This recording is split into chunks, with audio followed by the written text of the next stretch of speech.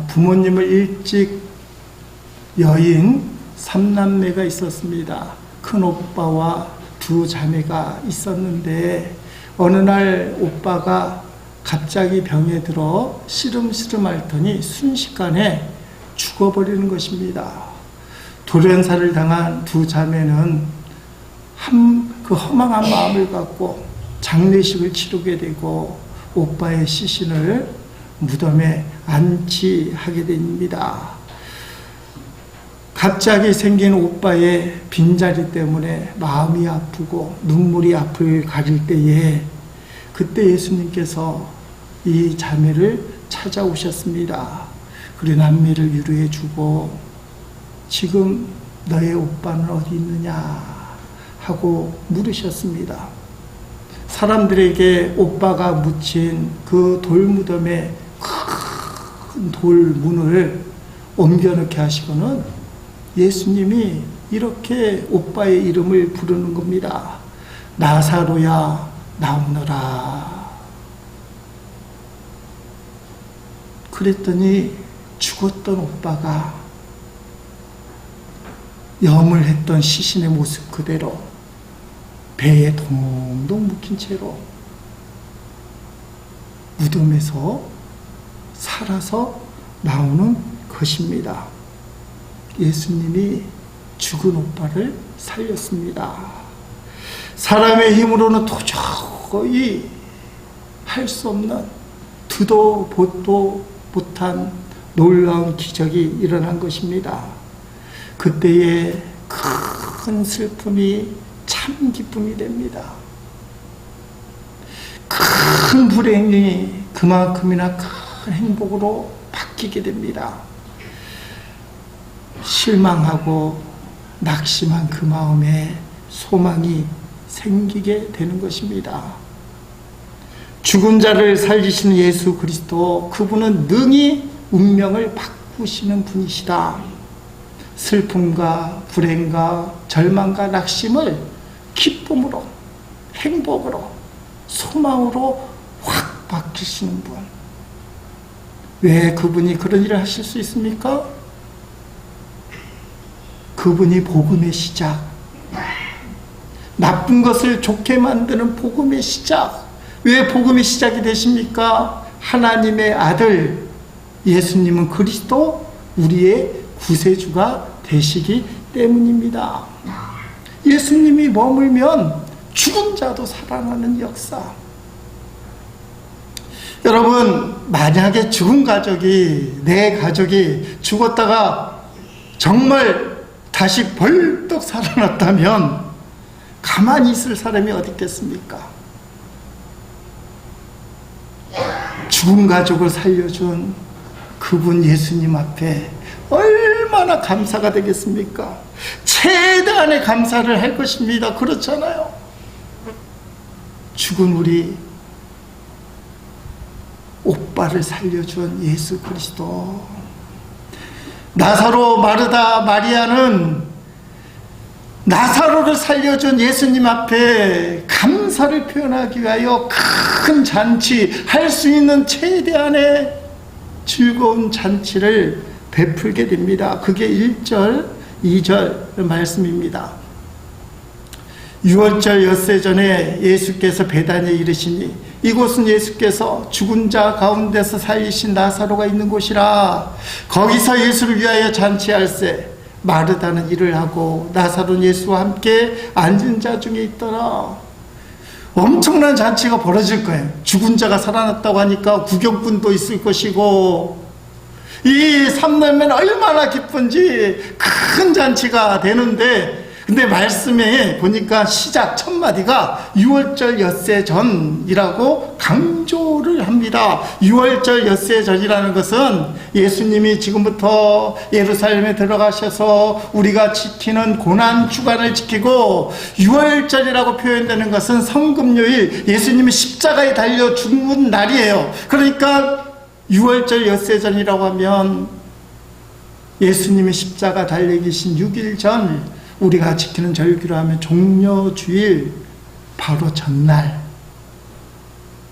예수님이 이 베다니에 들어가셨다. 베단이라는 동네는 예루살렘에 들어갈 때마다 예수님이 꼭 들리시는 곳. 그러니까 이 말씀 속에는 죽은 나사로가 다시 부활했다라는 말씀을 간접적으로 강조를 하면서 예수님이 이제 십자가에 죽으실 것이다를 암시하고 있어요. 그래서 6월절 엿새 전에 이 현장에 있는 사람들은 모르지만 우리는 다 알아요. 내일이면 예수님이 나귀 새끼를 타고 예루살렘에 들어갈 때 사람들이 호산나 호산나 우리를 구원하신 하나님의 아들 다윗의 자손이여 그렇게 환송을 하지만 금요일이 되면 십자가에서 무참하게 죽게 된 것을 우리는 다 알고 있습니다. 왜 성경은 예수님의 십자가와 나사로의 부활을 연결시킬까? 예수님이 십자가에 달려 죽으시겠지만 그것으로 끝나지 않는다. 예수님은 나사로를 다시 살게 하셨는데 당연히 예수님도 말씀하신 대로 3일 만에 부활하신다. 여러분, 기독교의 핵심은 십자가와 부활이에요. 나를 위해 예수님이 십자가에 달려 돌아가셨다. 이게 십자가의 구속의 은혜예요. 내가 죽어야 될 그 십자가 예수님이 나 대신에 달려 돌아가셨다. 그런데 이것이 거짓이 아니라 진짜라고 증거하기 위해서 그것이 바로 예수 그리스도의 부활. 그래서 기독교는 이 십자가, 부활, 이것에 대한 확신을 가져야 된다는 것입니다. 그래서 우리가 주일날 이 부활을 기뻐하는 거예요. 영이 죽었던 사람, 세상에 지쳐서 마음이 죽은 사람, 때로는 질병에 걸려서 육신이 죽은 사람이 예수 그리스도의 부활한 날, 부활절, 부활을 기념하는 이 주일의 예배를 드리면 살아난다. 이 주일 예배에 그런 의미가 들어있는 것입니다. 지금 이 잔치는 어떤 잔치입니까? 죽었던 나사로가 살아난 것을 축하하는 잔치, 그리고 예수님께 대한 감사를 표현하는 잔치, 가장 신기하고 가장 뜨겁고 가장 융대한 가장 기쁜 축제와 같은 잔치. 그런데 셋째가 이상한 짓을 해요.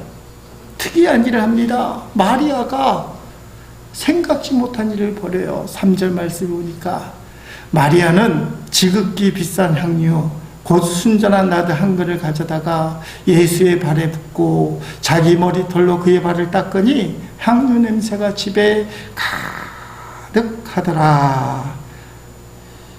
여러분, 예수님께 향유를 부은 이 사건은 복음서마다 내용이 조금씩 다르게 나타납니다. 마태복음은 25장에, 마가복음은 14장에, 누가복음 7장에 나오고 우리가 읽은 요한복음은 12장에 기록되어 있습니다. 내용이 조금씩 다른데 이 여인에 대한 표현이 좀 달라요. 마태복음, 마가복음에서는 여인의 이름이 나오지 않습니다. 그냥 한 여인 그렇게 되어 있고, 근데 누가복음 7장에서는 제 많은 여인. 그런데 요한복음에서만 특정 인물을 가리켜요. 마르다의 동생 마리아.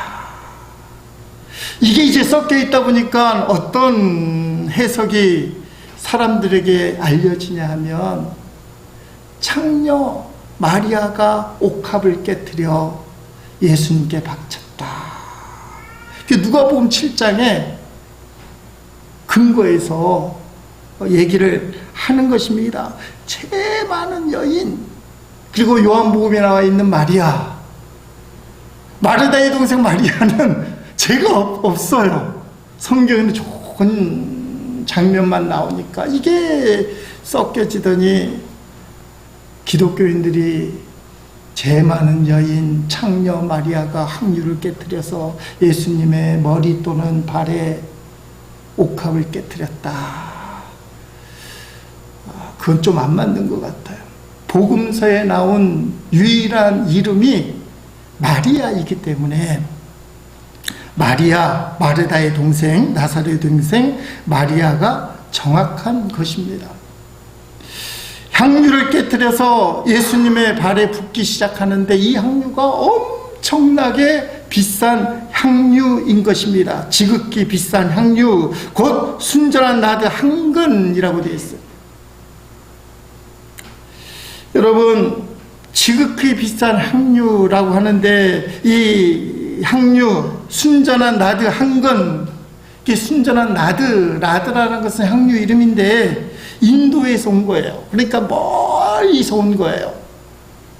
인도의 나르드라는 식물의 뿌리에서 추출한 가장 귀한 최고의 명품 향유. 한 나드, 한 근 되는 이 향유, 이 한 근이라고 된 표현은 리트라는 표현인데 340g, 340ml가 되는 거죠.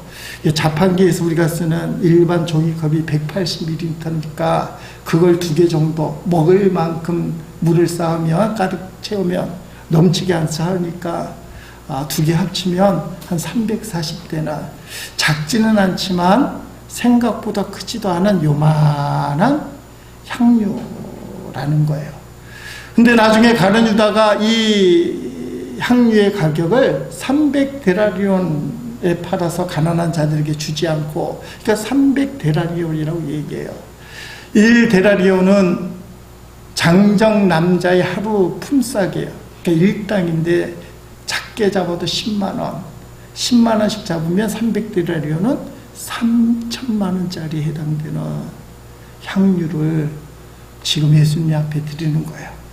여러분, 3천만원짜리 이 향유를 예수님 앞에 드릴 때 아무리 예수님이라도 조금씩 칙칙칙 냄새만 나게 이렇게, 아마 여기 저와 여러분이 만약에 향유를 드리라고 하면 요새 칙칙칙 드려도 될 거예요 하면서 그렇게 할 거예요.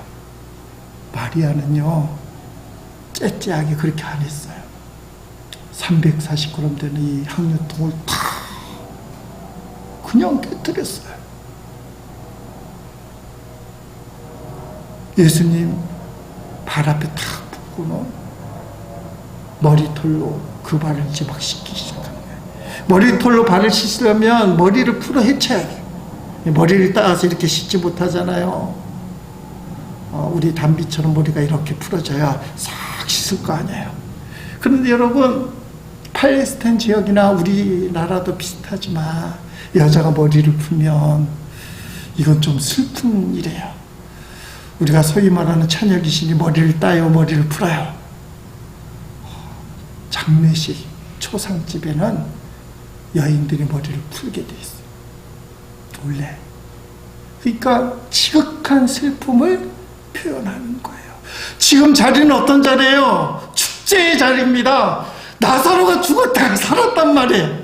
예수님 앞에 제일 큰 감사를 표현하는 축제와 같은 잔치자리인데, 마리아 이 막내가 갑자기 향유를 깨뜨려 하더니 머리를 풀고는 그걸 막 떠오는 거예요. 아무리 봐도 이상한 거예요. 향유의 다른 용도는 시신을 닦는 용품으로도 쓰이거든요. 아니, 가장 기뻐해야 될 잔치 자리에 마리아가 장례식 분위기가 나는 행동을 하는 거예요. 누가 봐도 이상해요. 그때 참견 잘하는 사람이 똑똑한 사람들이잖아요. 할 말 하는 사람. 가룟 유다가 가감하게 태클을 겁니다. 그게 4절로 6절 말씀이에요. 제자 중 하나로서 예수를 잡아줄 가룟 유다가 말하되, 이 향유를 어찌하여 300데나리온에 팔아 가난한 자들에게 주지 아니하였느냐 하니, 이렇게 말하면 가난한 자들 생각함이 아니요 그는 도둑이라 돈깨를 맞고 거기 넣는 것을 훔쳐가미러라. 아니, 이렇게 흥이 넘치는 잔치에 걸맞게 그 값비싼 300데나리온 향유를 기분 좋게 이웃들에게 가난하게 나눠주면 이 잔치가 얼마나 영광되겠냐. 맞잖아요. 죽었던 오빠가 살아나고 예수님 우리 집에 다시 오셨습니다. 여러분, 여러분에게 이것을 감사하며 돈을 나눠주겠습니다. 3천만 원을 동네 사람들에게 나눠주면 그것처럼 복된 일이 어딨냐. 근데 가룟 유다 속마음이 뭐예요? 도둑놈심인 거예요. 겉으로는 가난한 사람 위하는 척하지만 속으로는 내 건데, 어떤 수를 쓰는지 간에 그 마리아의 그 돈, 향유를 빼앗을 자신이 가룟 유다에게 있었던 거예요. 욕심이 가득 찬 도둑놈입니다. 그래서 표현이 예수를 잡아줄 가룟 유다. 아니, 가난한 사람을 나눠주자고 얘기할 때 누가 반대를 해요? 너무 확실한 명분이라 반대할 이유가 없는 거예요. 그러면 가난한 자들을 지극히 사랑하시는 예수님이, 야, 가룟 유다 네 말이 맞다, 마리아야 그만둬, 아셔라, 이렇게 해야 되는데 예수님이요 오히려 바른 말하는 가룟 유다를 가로막아요. 너가 그만두라. 그게 7절 8절 말씀이에요. 예수님께서 말씀하셨습니다. 이 여자가 하는 대로, 마리아가 하는 대로 내버려 두어라. 마리아는 내 장례를 치를 날을 위해 이 향유를 준비해 둔 것이다. 가난한 사람들은 너희와 항상 함께 있겠지만 나는 너희와 항상 함께 있지는 않을 것이다. 예수님은요, 내일이면 예루살렘을 입성을 합니다. 예수님은 다 보셨어요. 금요일 날 나는 십자가에서 죽게 된다. 이 십자가의 죽음은 육신을 입고 온 예수님에게는 말로 표현할 수 없는 고통이에요. 견딜 수 없는 고통이에요. 이겨낼 수 없는 고통이에요. 2004년에 개봉한 패션 오브 크라이스트 영화가 있잖아요. 멜 깁슨이 감독한 유명한 영화. 지금도 고난주간이 되면 그 동영상이 예배 교회에서 틀어주기도 하는데, 그거 못 보는 성도들이 의외로 많아요. 너무 끔찍하니까. 예수님의 최후 12시간, 지상에서 12시간을 그린 작품이에요. 너무나 현실적이고 끔찍해서 잔인성 논란이 벌어지고, 나라마다 패션 오브 크라이스트를 상영해야 되느냐 말아야 되느냐. 여러분, 제가 지금도 기억하는 것은 예수님이 기둥에 다 묶이고 등을 보이더니 채찍을 갖고 로마 군인이 때릴 때마다 살점이 늦게 나오는 거예요. 피가 낭자한 거예요. 그리고 기절할 것 같은 예수님을 끌고 가는데, 끌고 갈 때 핏자국이 쑥 나잖아요. 지금 생각해도 끔찍해요. 그런데 여러분, 그 끔찍한 장면이 역사적으로 고증이 됐다는 거예요. 실제로 십자가 사형은 그렇게 진행이 됐다는 거예요. 영화로 만들어서 보니까 너무 잔인하다, 이걸 봐야 되느냐, 오늘날 저와 여러분이 교회에서 고난주간에 그 장면, 짧은 장면을 봐도 못 보겠다. 근데 그게 진짜라는 거예요. 예수님 마음속에는 잔치자리에 앉아 있었지만 당신의 궁극적인 사명, 십자가가 예수님 마음속에 떡하니 자리 잡고 있는 거예요. 이때 예수님의 마음을 알아준 사람이 누구냐? 마리아라는 것입니다. 축제가 벌어지고 할 수 있는 최대한의 이 기쁨의 자리, 환희의 자리에서 십자가를 품고 고통스러워하는 예수님의 그 마음, 예수님의 얼굴 표정이 어떻겠을까요? 축제의 자리, 당신을 위한 잔치 자리니까 빙그레 웃는 모습이지만 그 속은 썩어 있어요. 아무도 그 마음을 몰라줄 때 유일하게 마리아만 예수님의 마음을 알아준 거예요. 저는 이런 마리아를 통해서 성도의 신앙 태도를 살펴봅니다. 우리의 삶은 항상 기뻐하라, 범사에 감사하라, 밝아야 되고 잔치집과 같이 환해야 됩니다. 근데 그것이 진짜가 되기 위해서 필요한 게 뭐냐? 십자가의 애통함을 통과해야 된다는 거예요.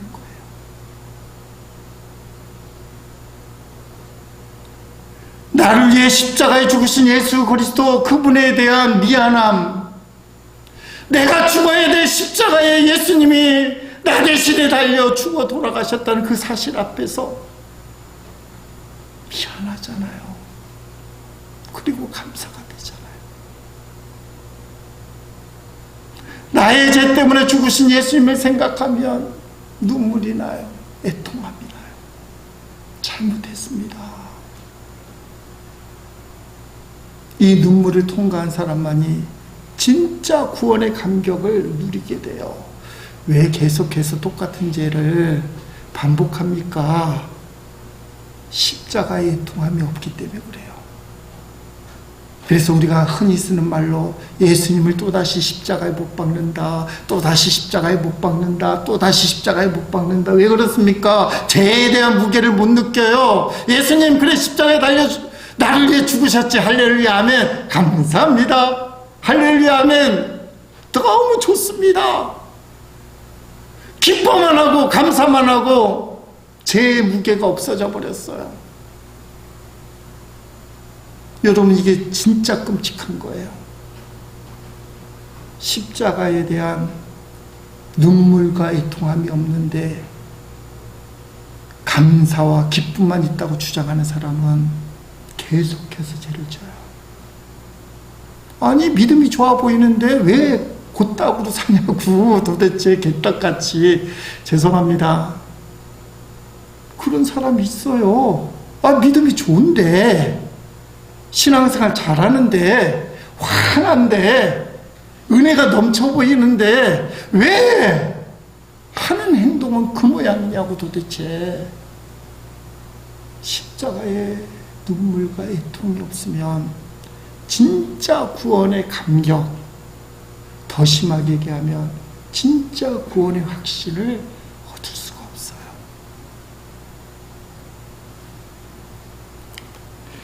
죄에 대한 애통함이 있으니까 십자가에서 죄 용서하시는 예수님이 너무 좋은 거예요. 그리고 반면에 너무 부끄럽고 미안하고 그래서 눈물이 나는 거예요. 조그만 죄를 졌고도 이 죄 때문에 예수님이 십자가에서 피 흘리고 살찌키셨는데 하면서 이 죄에 대해서 몸부림치고 오늘도 제가 죄에 졌습니다. 하나님 용서해 주십시오. 십자가 보혈을 시켜주십시오. 하는 사람이 죄를 안 짓게 되고 거룩한 삶 살게 되어 있는 것입니다. 구원의 감격이 생기니까 그때부터 진짜 기쁨, 진짜 마음의 깊은 곳에서, 생활 깊은 곳에서 솟아나는 기쁨이 얼굴 표정과 삶에 드러나요. 신앙생활이 되어지는 거예요. 런던 템플교회 성도 에밀 매틀러라는 사람이 있는데, 유명한 사람이에요. 이 사람이 식당을 운영하는데 없는 사람들에게 무료 식사를 제공하고 많은 구제기관과 선교단체에 후원금을 보내는 사람으로 유명한 사람이 됐습니다. 그래서 사람들이 도움을 받을 일이 있으면 이분을 찾아오는 거예요. 어떤 선교단체에서 찾아와서 기부를 하니까 매틀러가 기부하겠다고 돈 상자 금고를 탁 열어서 돈을 딱 주는데, 그 선교단체 직원이 가만히 보니까 그 돈 상자에 못이 하나 있는 것입니다. 그래서 물어봤어요. 아니 사장님, 왜 대못이 그 돈 상자에 들어있습니까? 그랬더니 매틀러가 15cm쯤 되는 대못을 다 꺼내든 이렇게 말하는 것입니다. 예수 그리스도께서 십자가에서 손가발이 이러한 데못에 찔리지 않았습니까? 내 죄 때문에 예수님이 십자가에 죽었다는 것을 잊지 않기 위해서 이 데못을 간직하고 있습니다. 그래서 이 데못을 볼 때마다 누가 나보고 도와주려 할 때 아낌없이 도와주려고 말입니다. 예수님이 십자가에서 생명을 주셨는데 내가 못 도와줄 게 어디 있느냐? 그걸 다집하기 위해서 이 데못을 돈상자에 놓아둔 겁니다.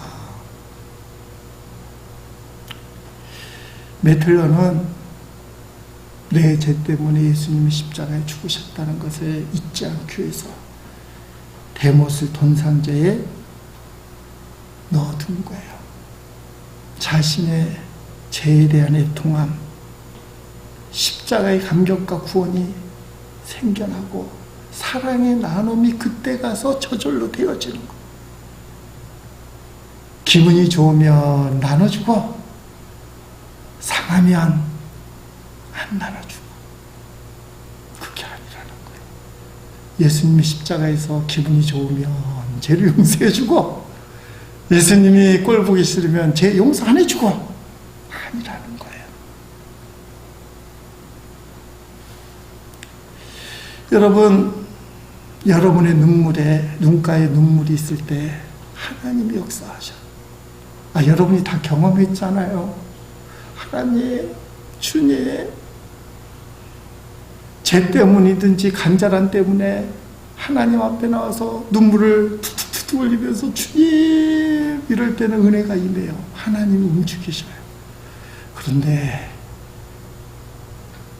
눈물이 메마를 때 겉으로는 별 문제가 없어요. 교회 다니고 기도도 하고 그냥 생활하는데 분명한 것은 삭막해요. 삭막해요.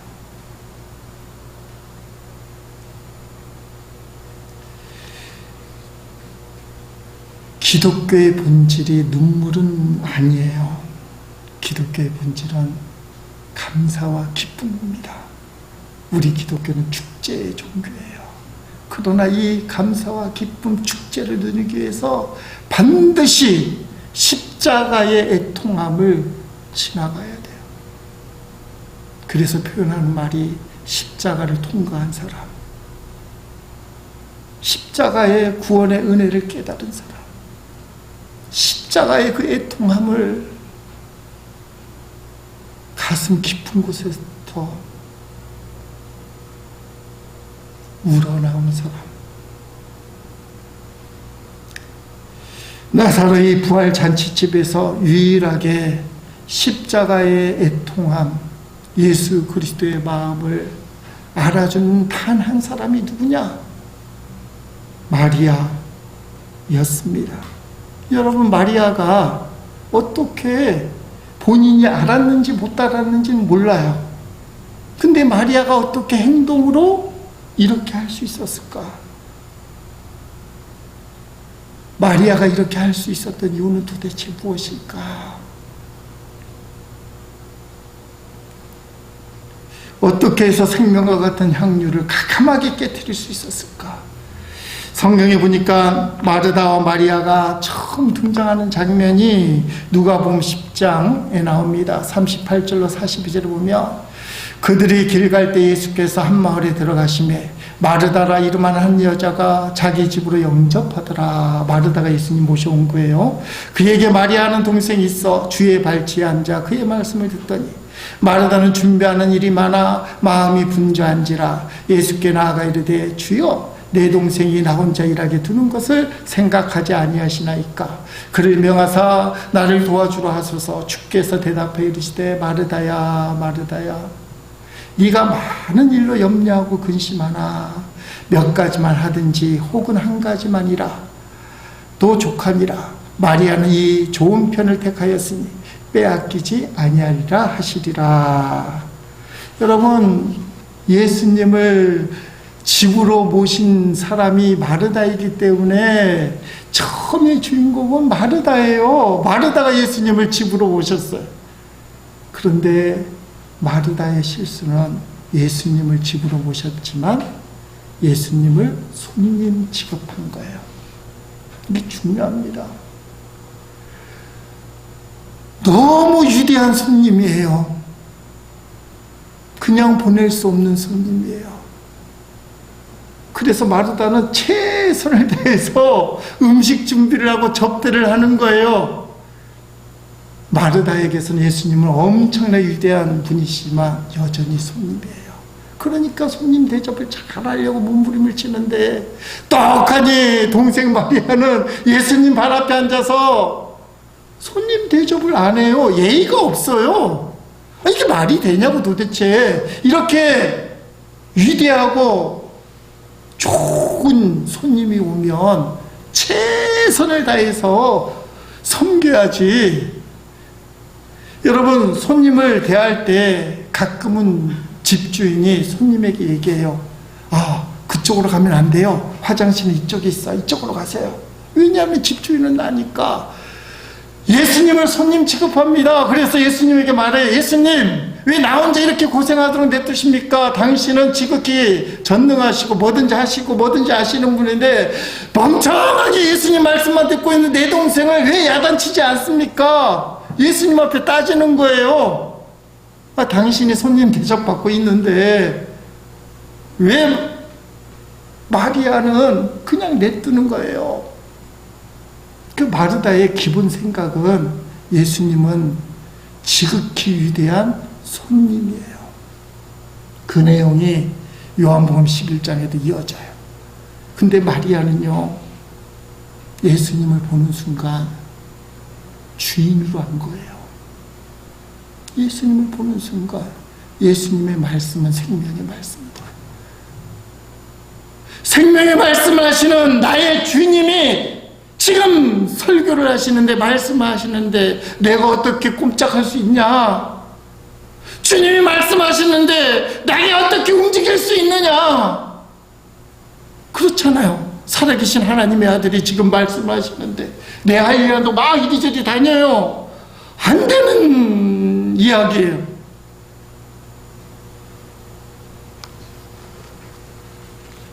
본문 나사로의 잔치집에서도 주인공은 죽었다 살아난 나사로예요. 나오잖아요, 처음에.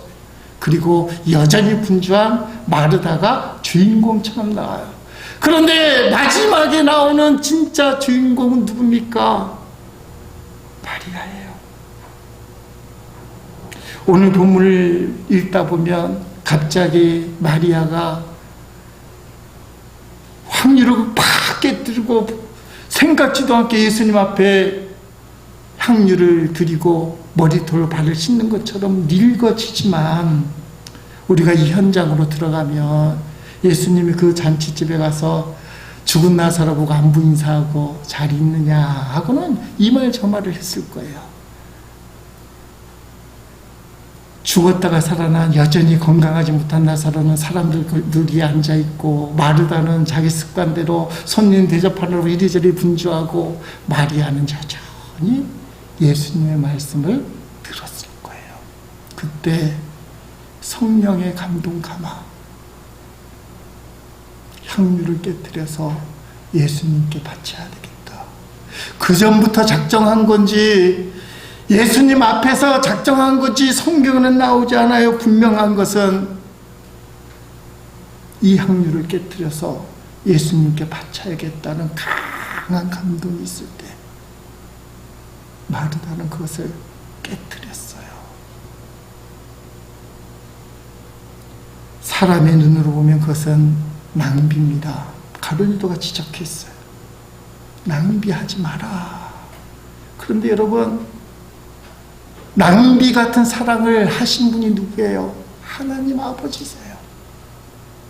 벌레만도 못한 저와 여러분을 위해서 독생자를 이 땅에 보내준 것은 누가 봐도 낭비예요. 하나님이 뭐하러 예수 그리스도를 저와 여러분을 위해서 이 땅에 보내줍니까? 이유가 없어요. 계산으로 치면 낭비예요. 피조물을 위해서 창조주가 왜 십자가에서 희생을 해야 됩니까?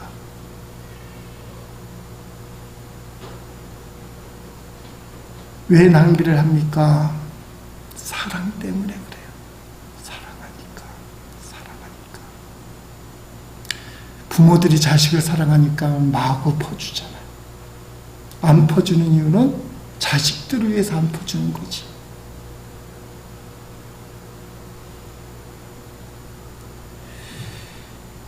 마리아처럼 거룩한 낭비를 할 수 있는 사람이 도대체 누구냐? 예수님을 진정으로 주님으로 인정한 사람. 내 인생의 왕관을 내가 쓰지 않고 예수님께 드려서 예수님을 주인으로 인정한 사람. 유일하게 예수님의 마음 십자가를 동감한 마리아를 예수님이 어떻게 대할까요? 마가복음 14장 8절 9절에 보면 그는 힘을 다하여 내 몸에 향유를 부어 내 장례를 미리 준비하니라. 내가 진실로 너에게 이르노니 온 천하에 어디서든지 복음이 전파되는 곳은 이 여자 마리아가 행한 일도 말하며 그를 기억하리라 하시니라. 오늘 이 말씀을 기억하십시오. 기독교는 축제, 감사, 기쁨의 종교가 분명하지만 예수님의 십자가의 애통함을 동감하는 사람, 예수님은 그 사람을 너무너무 기뻐하셔요. 마리아를 복음이 전파되는 곳에는 이 마리아의 일을 다 전하라, 그렇게 말씀을 하고 있습니다. 십자가를 가슴에 품고 생명과 같은 향유를 주님께 깨뜨릴 수 있는 마리아와 같은 성도, 예수님을 주님으로 인정하는 사람만이 할 수 있어요. 예수님을 손님으로 생각해서 극진히 대접하려는 사람을 할 수가 없어요. 대접까지는 돼요. 근데 향유를 깨뜨리는, 자신의 생명과 같은 것을 드릴 수 있는 사람은 예수님을 손님 취급하는 사람은 안 돼요. 예수님이 나의 주인이시다.